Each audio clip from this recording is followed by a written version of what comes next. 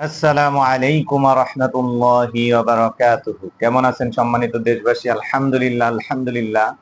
আপনাদের দোয়ায় আমি মোহাম্মদ মনিরুজ্জামান ভালোই আছি। সম্মানিত দেশবাসী, আসলে চিকিৎসার বিষয় বা আমি যে চাকরি করি সবগুলো মিলিয়ে আসলে সময় খুবই সংক্ষিপ্ত, সময়ই পাওয়া যায় না। তার মধ্যে আমি গত ২-৩ দিন যাবৎ দেশের বাড়িতে ছিলাম। এজন্য আমি আপনাদের সাথে যুক্ত হতে পারিনি, নতুন কোনো ভিডিও দিতে পারিনি, এজন্য আমি দুঃখিত। যাই হোক, আলহামদুলিল্লাহ আল্লাহ পাকের অশেষ মেহেরবানিতে এক ভাইয়ের ভিডিও নিয়ে আসলাম। এই ভাইয়ের স্বামী স্ত্রী দুইজনই খুব মারাত্মক অসুস্থ ছিল। প্রায় তার স্ত্রী প্রায় ১ মাসের উপরে অসুস্থ ছিল। তো সে তার স্ত্রীকে নিয়ে অনেক দৌড়াদৌড়ি করেছে হসপিটালে। সর্বোপরি তার স্ত্রীর নাকি চিকুনগুনিয়া ধরা পড়েছে। তো আমি আমার কাছে যখন ওনারা আসলো, তখন ওনাকে দেখে আমি বুঝতে পারিনি যে উনি অসুস্থ। ওনার স্ত্রীকে দেখে বুঝতে পেরেছিলাম সে অসুস্থ। আমি যখন বললাম আপনার ওয়াইফ অসুস্থ, বলতেছে না উনি তো অসুস্থ, আমি বেশি অসুস্থ। ওনার প্রায় ১-১.৫ মাস যাবত কি ছিল, ডাক্তারের অনেক ট্রিটমেন্ট নেওয়ার পরে একটু মোটামুটি ভালো। ওনার স্কিনে সমস্যা হয়েছে। তা আমি বললাম যে চিকুনগুনিয়া যাদের হয় তাদের এই সমস্যা, বলতেছে হ্যাঁ চিকুনগুনিয়া হয়েছে। যাই হোক, আমি বললাম আপনার কি সমস্যা? উনি বলল যে ভাই আমি ২-৩ বার হসপিটালে গেছি, রক্ত টেস্ট করেছি, আমার কোনো সমস্যায় তারা ধরতে পারতেছে না, কিন্তু আমার জ্বর ভালো হচ্ছে না। গত ১৫ দিন যাবত আমি বহুত ওষুধ খেয়েছি, হসপিটালের দেওয়া ওষুধ খেয়েছি, ফার্মেসির দেওয়া ওষুধ খেয়েছি, সর্বোপরি কোনো ফায়দা পাইনি। এখন আমার এক ভাগিনা, সেও নাকি হসপিটাল থেকে অনেক টেস্ট করার পরে ডেঙ্গু ধরা পড়েছে, ওষুধ খেয়েছে, কোনো কাজ হচ্ছিল না, জ্বর ভালো হচ্ছিল না। আপনার এখান থেকে এসে পানি পড়া নিয়ে জ্বর ভালো হয়েছে, এই উপলক্ষেই আমরা আসছি তাদের কাছ থেকে শুনে। তা আমি তার কাছ থেকে সব শুনলাম যে ওনার প্রচন্ড জ্বর আসে রাত্রে, এবং কি শরীর প্রচন্ড ব্যথা, খেতে পারতেছে না, বমি ভাব, মাথা ভার।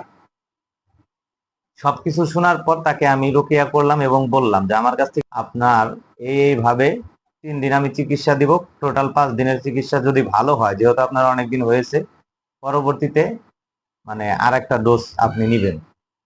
তো আলহামদুলিল্লাহ উনি পরপর ৩ দিনে আসছে। আমি ওনাকে বলেছিলাম ৩ দিনের পর আপনার সাক্ষাৎকার নিব। তো সাক্ষাৎকারের ভিডিওটা আপনারা দেখবেন।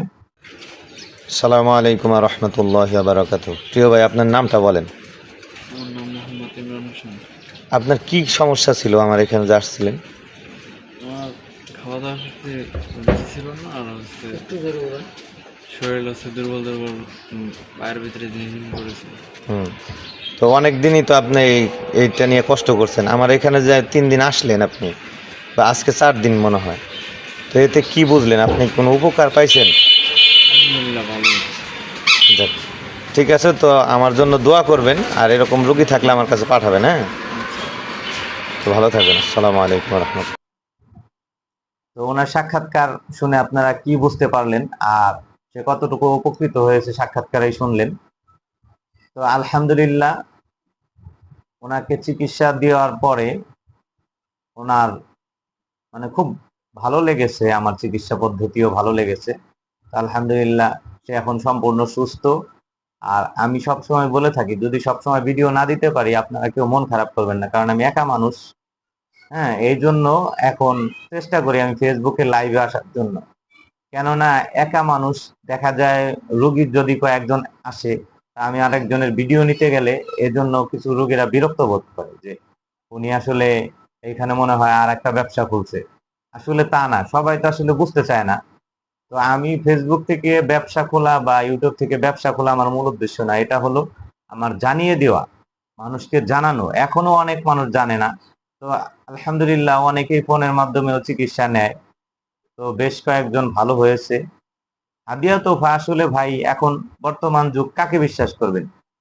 চিকিৎসককেও বিশ্বাস করা মুশকিল, কারণ ফোনের মাধ্যমে সে যদি টাকা পয়সা নিয়ে আর খবর না নেয়, এবং কি রুগীকেও বিশ্বাস করা মুশকিল।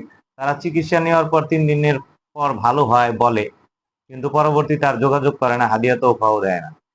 তো এখন কিভাবে কি করবেন?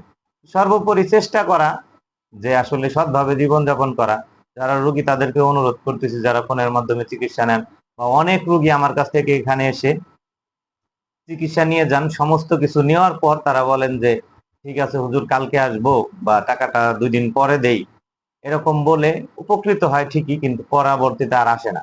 আর কেউ কেউ তো পরের দিনই আর আসে না। তাহলেই যে আমার যে তার পিছনে মেহনত করা এবং কিছু টাকা পয়সা খরচ করে যে আমি এই যে ঔষধ তৈরি করি বা লেবুগুলো কিনে আনি, এখন লেবুর অনেক দাম সবাই জানেন।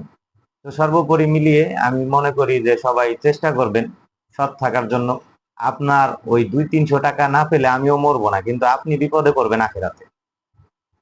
তো যাই হোক, সবাই ভালো থাকবেন, আমার জন্য দোয়া করবেন, আর বেশি বেশি আমার ভিডিওগুলো শেয়ার করে দিবেন, মানুষের মাঝে পৌঁছে দিবেন। সবাই ভালো থাকবেন, সুস্থ থাকবেন। আসসালামু আলাইকুম ওয়া রাহমাতুল্লাহ।